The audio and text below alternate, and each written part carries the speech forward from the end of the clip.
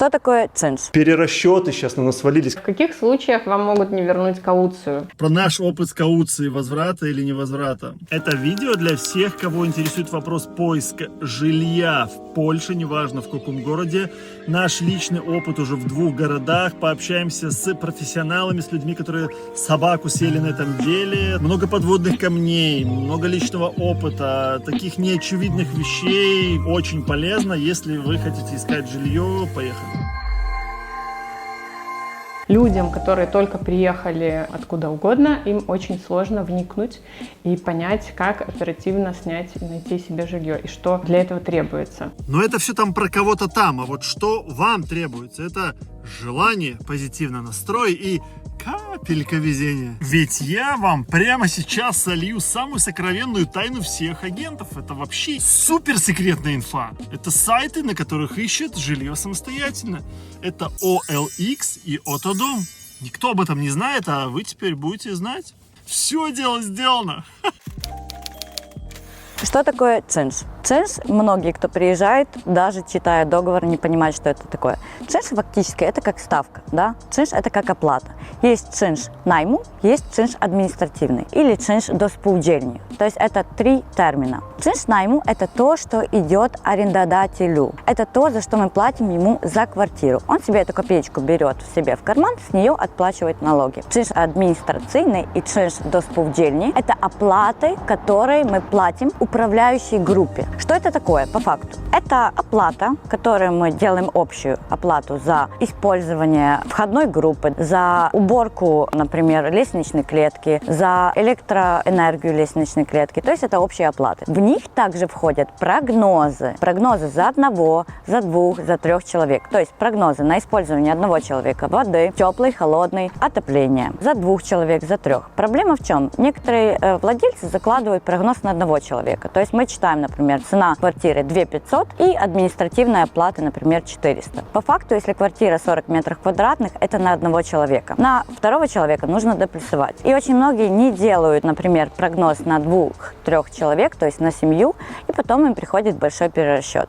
А единственный момент, у одного спикера слетел звук. Это мой косяк, прошу прощения, ну так вышло. Но мы выкрутили, насколько это возможно. Главное, что полезная информация считывается, и это самое главное.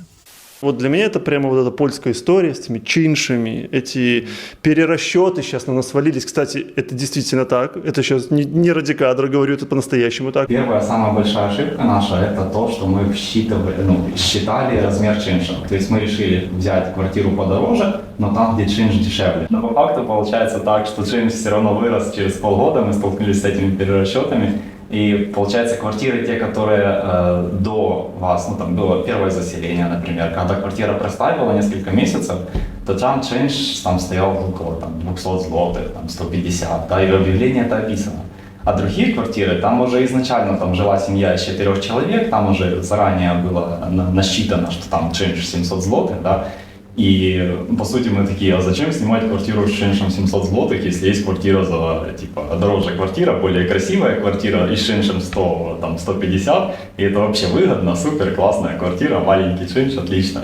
Подожди, так, а как это варьируется? То есть, если квартира до этого простаивала, то там будет чинш меньше, так понимаю? Потому что чинш, получается, насчитывается раз в 3 месяца или раз в полгода, ну, фактически списывают счетчики раз в полгода или раз в 3 месяца, или раз в год даже. И вот на протяжении целого там года или полугода ты платишь ту стоимость, которую вот была установлена с полджельной после там фактического расчета.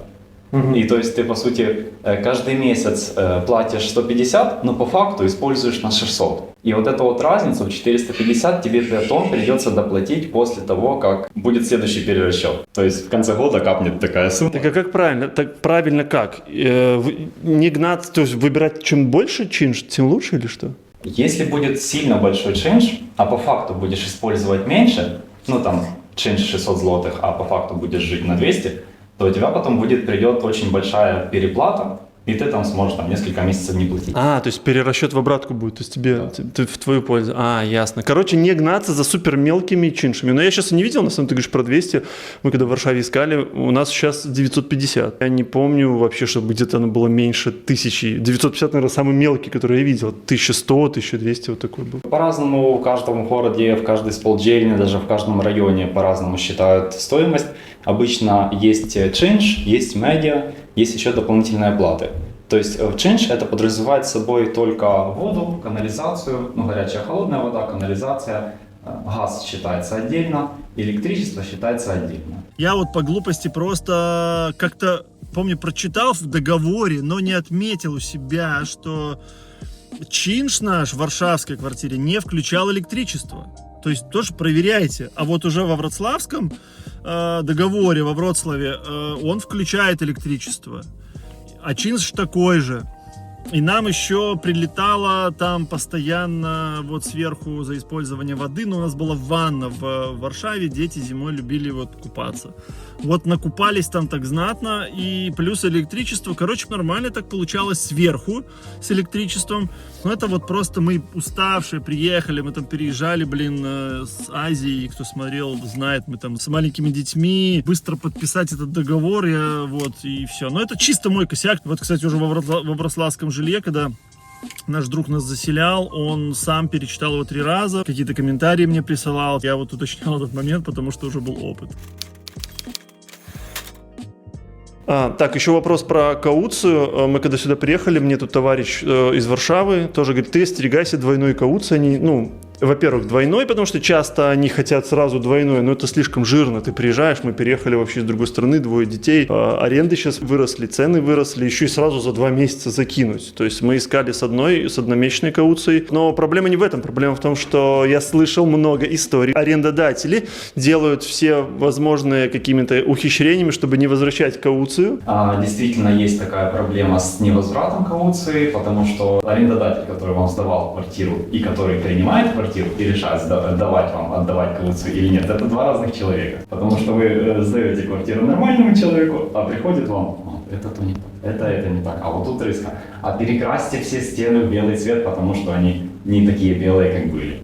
И это часто. Это легально, то есть, или получается, это просто по воле хозяина, правильно? Он понятно, что он не хочет отдавать деньги, потому что это деньги. Вот как работают вот эти механизмы возврата? То есть, как можно вернуть кауцию, если ты реально в нормальном состоянии сдаешь квартиру, и он как бы придирается по поводу белых стен? Что значит они такие белые? Как он может это доказать? Как можно отстоять свои права вот в этом случае? В идеале договариваться на берегу, и сразу после того, как подписали умову аренды, некоторые хозяева сделают протокол сдачи отборчий, там где пишут, какие там мебели есть в квартире, каких нету, потому что в конце аренды у вас оказывается там несколько столов, там каких-то арендодатели не досчитались, был вписан электрический чайник, которого не было, утюги, там еще что-то, гладильные доски, и за это все списывается кауция. В каких случаях вам могут не вернуть кауцию? Как правило, по крайней мере, на моей практике, поляки очень честные. То есть все, что написано в договоре, они стараются соблюдать. И если вы, допустим, досрочно расторгли договор, так уж вышло, да, в этом случае не возвращается кауция, это написано. Либо у вас все в порядке, вы пожили год и сдаете жилье, но полы там пришли в негодность, их надо циклевать, посудомойка, например, сломалась, там что-то еще где-то откололось, это все идет за вычетом из суммы залога. То есть хозяин считает ущерб, даже может вам там составить калькуляцию, обратиться в фирму, которая будет заниматься ремонтом этого всего, и официально выставить документ, что сумма там, к сожалению, даже иногда превышает сумму оставленного залога. Так что делаем выводы. Мы нашим клиентам бесплатно вычитываем умову аренды, и они в основном жалуются, когда переезжают с квартиры на квартиру за то, что в прошлой квартире хозяин им насчитал там перерасчет по чиншу, сказал, что вы должны больше платить. Одна из причин, почему есть двойная кауция, это потому, что люди на самом деле не живут целый год в квартире. А это серьезная потеря спокойствия хозяина. потому что нужно опять давать объявления, платить за рекламу, выставлять какие-то объявления, ездить на показы, особенно если хозяин квартиры там имеет несколько квартир и ездит там с другого города, чтобы показать квартиру. Это как бы очень большая для них проблема. Кстати, одна из причин, почему люди часто переезжают с квартиры на квартиру, это то, что они не согласны с перерасчетом по чиншу. Допустим, вот платили они по 200 злотых, да, хозяин прислал перерасчет там на 2000, и они сказали: о, какой плохой хозяин.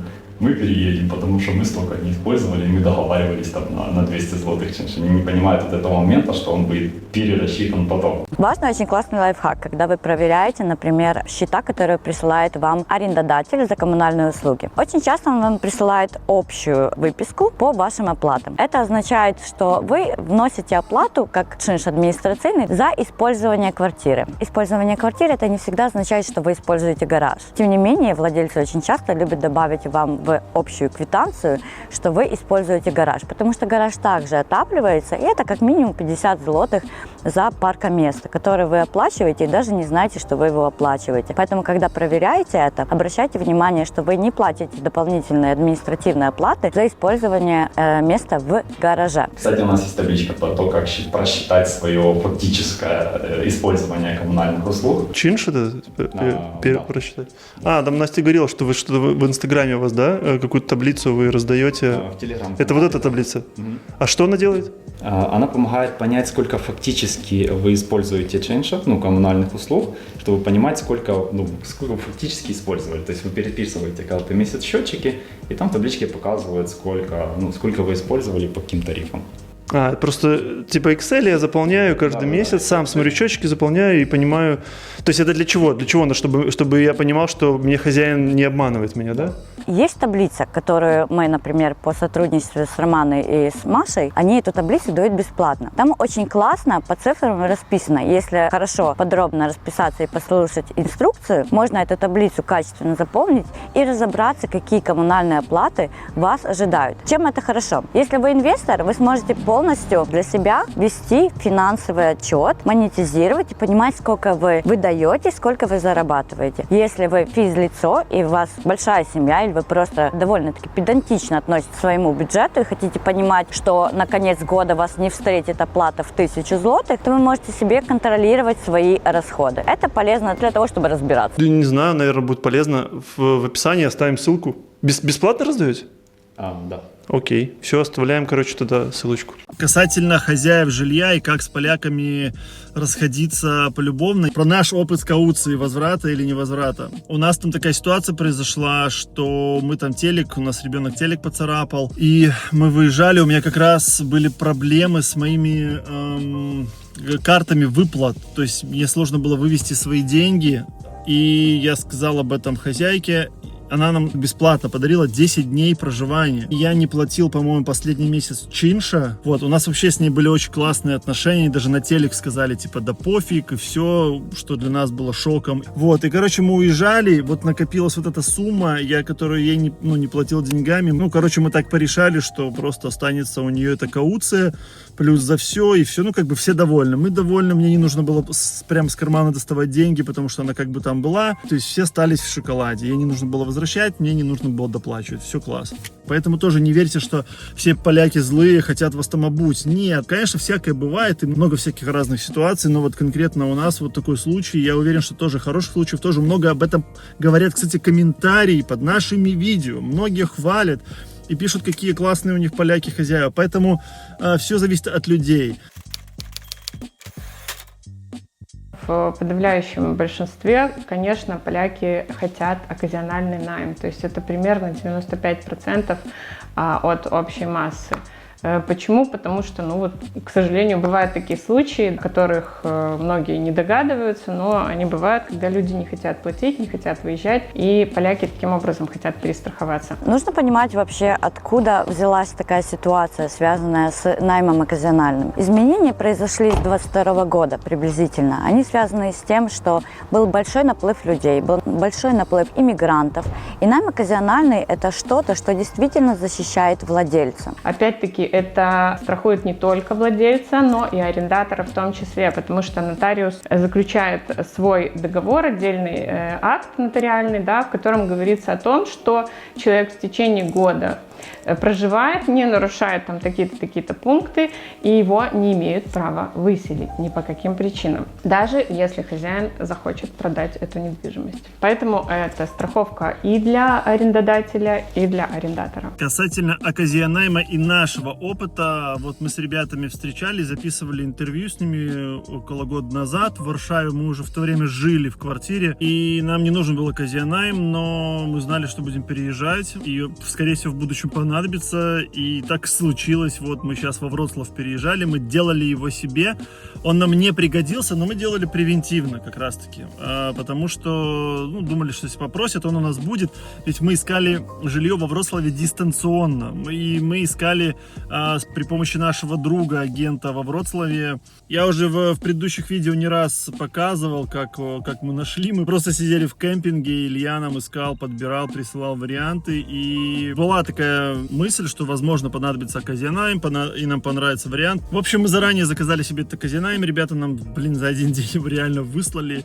Смотри, наш сервис не заканчивается на том, что вот мы сделали документ, отдали бумажку, отправили, все. То есть мы, как никто, понимаем, что это сложно найти жилье, сложно найти квартиру, все эти трудности. Поэтому нам люди часто пишут еще во время поиска квартиры, как только они ходят на просмотры, да, у них появляются какие-то вопросы, мы отвечаем, по поводу документов отвечаем, по поводу того, когда идти к нотариусу, какие там хозяин квартиры какие-то бумажки дает, что-то пишет. Иногда нам люди просто высылают там скрины каких-то сообщений, которые там хозяин им прислал. И нас спрашивают, что он хочет.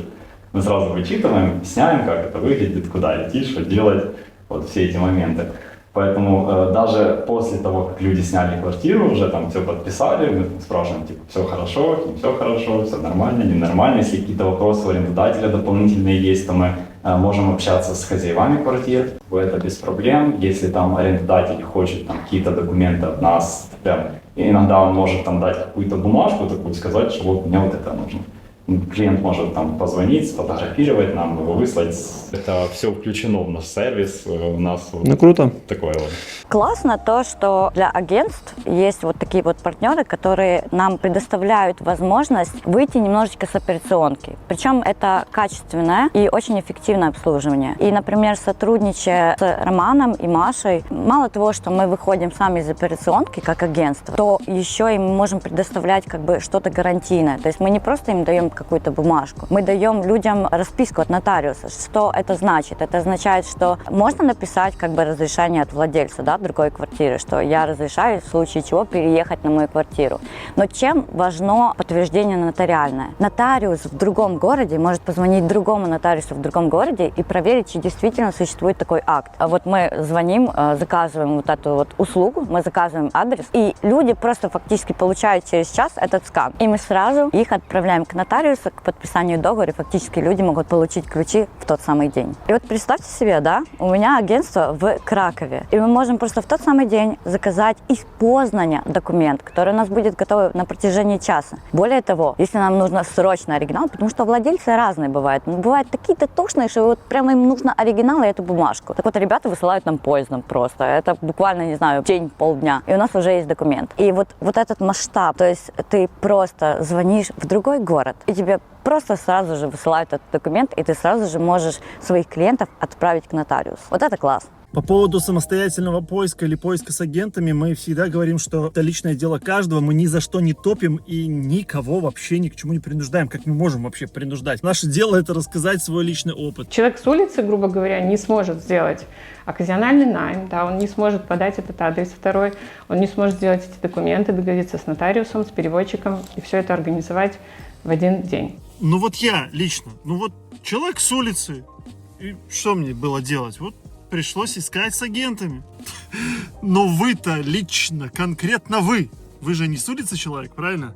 Вы же, допустим, из какого-то помещения, Поэтому у вас все получится, все получится. Так получилось благодаря Ютубу, благодаря соцсетям и через сарафанному радио. У нас все агенты, все наши друзья. Вот с Настей вообще мы непосредственно дружим с семьями уже долго. Есть такое понятие, как частное объявление, это от хозяина, и объявление от агентств. Здесь система такая: если звонит агент агенту, мы договариваемся на берегу о том, что они берут со своего клиента, то есть хозяина, мы берем со своего клиента. Но если звонит человек, который приехал, и они понимают, что это иностранец, это приходящий к ним клиент, агентство с той стороны сочтут нужным взять и с этой стороны тоже. То есть они возьмут обязательно 50% с клиента и там 50 или 100 со своего клиента, хозяина, который уже к ним обратился. Итого у них там 150% оборот комиссии. Для того, чтобы этого не было, вы обращаетесь к агенту, который сразу проговаривает свою сумму, да, по подписанию договора, то есть никаких предварительных задатков я не беру. И ребята точно знают, за какую сумму, за какую комиссию они работают. Пару десятков точно заселилось уже по нашей рекомендации в Варшаве через Настю, и даже 3 человека купили квартиру. Допустим, вы нашли самостоятельно жилье, вот хозяин стоит за дверью очередь, да, готовый арендовать эту же квартиру, она классная, все, надо брать. Никаких задатков не давать. То есть, и всегда своим клиентам я тоже говорю, мы не даем никаких задатков, пока мы не вычитаем договор. А в договоре может быть множество всего, начиная от суммы кауции, возврата этой кауции, заканчивая там периодом уведомления о выезде и так далее. То есть самое малое, что это вы можете потерять кауцию при преждевременном расторжении договора. Но, как правило, договор прописывается на год так, что если человек выезжает раньше по каким-либо причинам, он обязан проплатить этот год до конца. Конечно, всегда можно договориться, и этот пункт тоже есть, что стороны всегда могут договориться, да, все мы люди, и у каждого есть какие-то свои обстоятельства, бывают поляки очень душевные, на самом деле, они входят в положение, и если это реальная причина, не просто вам там захотелось переехать там, в США, пожить там месяцок или 2, то они идут навстречу, и всегда можно полюбовно договориться. И еще один очень классный момент, на что важно обратить внимание. Когда вы ищете квартиру, есть что-то такое, как фундуш ремонтовый. Так вот, в старых домах фундуш ремонтовый, он намного дороже. И вы просто платите за то, что за 10 лет административная группа дома, в которой владелец купил квартиру, отремонтирует за ваши деньги фасад дома. Сейчас много реальных случаев, когда поляки решают продать жилье, инвестировать в жилье, в недвижимость в Испании, почему-то прям скупают дома, там, квартиры в Испании и продают свою недвижку, то есть это запасной вариант получается у них, с арендаторами. Чтобы этого не произошло, вот по этой самой причине мы прописываем пункт о том, что хозяин не имеет права продать квартиру. И опять-таки, даже когда мы это обсуждаем, у хозяина в подсознании уже этот пунктик есть, что как бы, год я ничего не имею права с этой квартирой сделать, да, то есть у него это остается, и он как бы так, на тормозах годик еще подождем. Еще по поводу маленьких мелочей, вот у нас такая ситуация во вроцлавской квартире случилась, мы приехали, как я и рассказал, Илья нам там нашел наш друг жилье, мы хорошо, он проверил договор, все классно, но все равно есть какие-то всегда маленькие, супер маленькие моменты. Вот у нас случилась такая ситуация, мы заехали, там в этой хате долго никто не жил, и стиралка была сломана. Стиралка была с сушкой. Была хорошая, дорогая стиралка и была сушка. Когда 2 детей, для нас это ультра важно. Семейные люди поймут. Понимаешь, что стирки будет много и надо, чтобы сохла одежда. И оказалось, что стиралка не работает. И когда мы выбирали, мы уточняли, что вот стиралка с сушкой, все класс. А ее нам поменяли и поставили бюджетную версию без сушки. Это мелочь, но это облом, потому что ты рассчитывал на это. В итоге я написал им, говорю, слушайте, мы рассчитывали, мы там знали, что будет вот такая-то сушка. Но мне ответили по договору, ничего не знаю. То есть вот такие опять тоже маленькие моменты, в принципе, если вот, мы знали заранее, что такое может случиться, а уже будем знать, то можно в договору прописать, какая у вас стиралка, и сказать, что если в случае поломки замена идет на такую же, то получается, уровень комфорта наш понизился. Я не знаю сейчас, где сушить эту одежду, она сохнет медленно, ты подписываешься на одно, тебе бах, поставили что-то другое. Это мелочь, но из таких мелочей может состоять очень много. На этом канале много классных, ярких видео, видео, посмотрите, вам обязательно понравится. Поставьте лайк, поддержите, потому что мы маленькие. Любое внимание очень-очень важно. А если вы на этом месте, значит, вам было полезно и интересно, напишите комментарий. Спасибо за поддержку. Увидимся в новых видео. Приходите в Телеграм. Пока-пока.